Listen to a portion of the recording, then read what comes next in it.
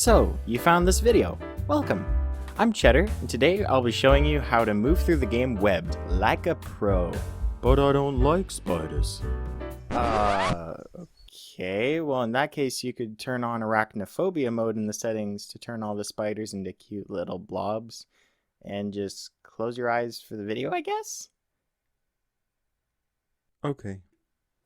As I was saying, there are many types of movements in this game, all of which you should master if you want to be proficient at this game. And if you want a hat on your blob, stick around to the end. The hidden standard movement. Standard movement is the foundation of movement of all things in the game, from you to objects around you. As understanding the fundamentals is important before we continue to advanced movements, we need to make sure you understand some of the hidden parts of the basic movement set before continuing. The standard movements are, of course, the movements taught in the tutorial, like moving, jumping, grappling, weaving webs, and shooting laser webs. However, there are a few basic movements in addition to the ones explicitly stated that are a part of the basic movements in the game, but are not stated. Tip 1. Holding spacebar can allow you to go through platforms without stopping. Normally, as you know, if you've played the game before, your blob will briefly stop on any thin branch or web in the way before continuing in the direction you tell it to. However, by holding the spacebar, you can go straight through them. Tip 2. A and D also work in the air for movement. This is fundamental to more advanced movements and is just all around dandy. Tip 3. By holding down the spacebar, you can jump higher than a quick tap. The longer you hold, the higher the jump. And most importantly, tip 4, repelling. I would put this in the advanced section, but it's so fundamental to quick and easy navigation of the map that I had to include it here. For some reason the game does not teach you this in the tutorial, and it took me half of the first playthrough to figure it out, wishing I could do it the whole time. But you can in fact repel. Start by launching a weaving web where you want to repel and jump. You are falling. Now, while still holding the weaving button, press the grapple button to slow your descent. By feathering the grapple button, your ascent can be controlled. To start your descent again, press S or the direction you want to move. I'm assuming that's down for now. By alternating these, you can now repel to your heart's delight. To release without weaving a web, release the weave button before the grapple button. Repelling while pressing the S button is actually faster than falling alone. Advanced movements.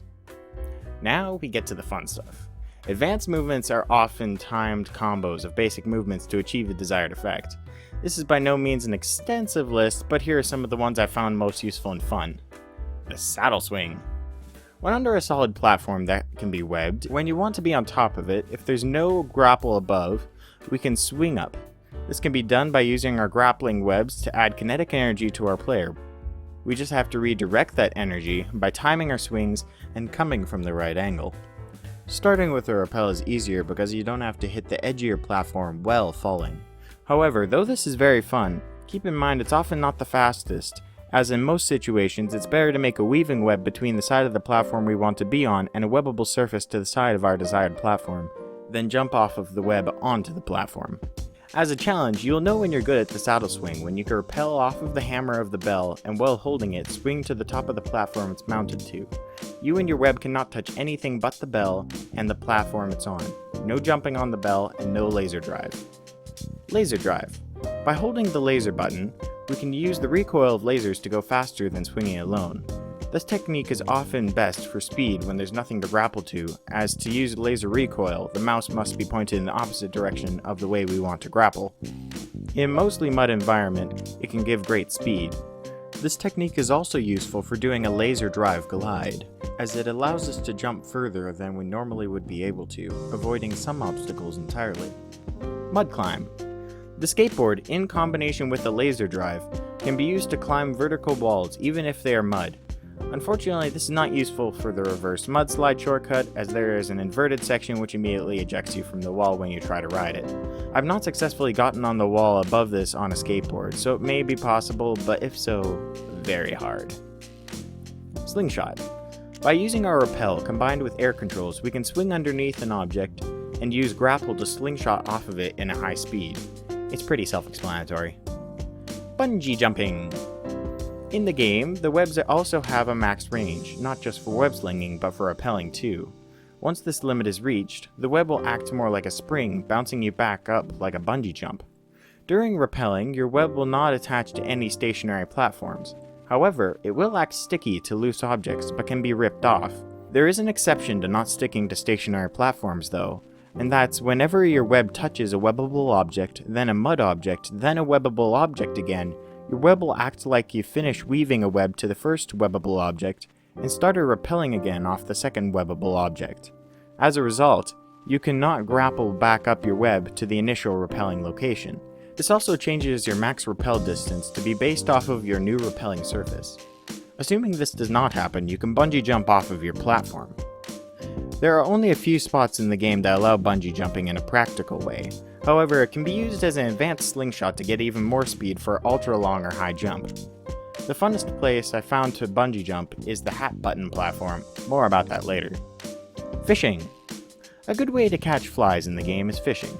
You probably noticed playing the game that you can grapple onto a fly if your aim's good enough to hit the fly. However, this is often not something you can succeed at first try, and it takes a few tries to catch a fly this way, wasting time. A much better way I've found is to shoot a weaving web right in front of the fly. If the fly flies into it before the weaving web collides with anything else, you now have a fly on your leash. With the same amount of practice, this tends to be easier and also does not have the downside of pulling you towards the fly. Wind sailing. The skateboard and the leaf can be used together. Normally laser drive does not work with the leaf, however, when you're on a skateboard, it once again works. This, however, is at the sacrifice of the skateboard's weaknesses, them being making you heavier, disabling air controls, and no ability to go through thin platforms. Miscellaneous.